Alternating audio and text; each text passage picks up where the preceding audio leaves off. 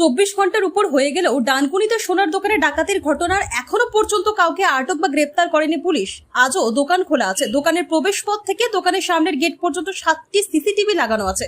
Police সূত্রের খবর, রাস্তা এবং দোকানের সিসিটিভির ফুটেজ খতিয়ে দেখে তদন্ত চলছে। সম্প্রতি একটি সিসিটিভি ফুটেজ ভাইরাল হয়েছে দোকানে।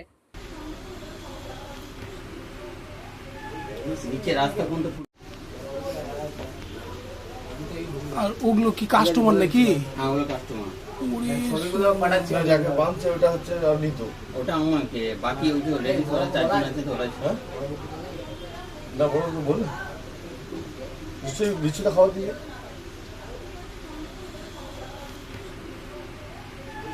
নিচে রাস্তা কোনটা। আর ওগুলো কি কাস্টমার নাকি? হ্যাঁ, ওগুলো কাস্টমার।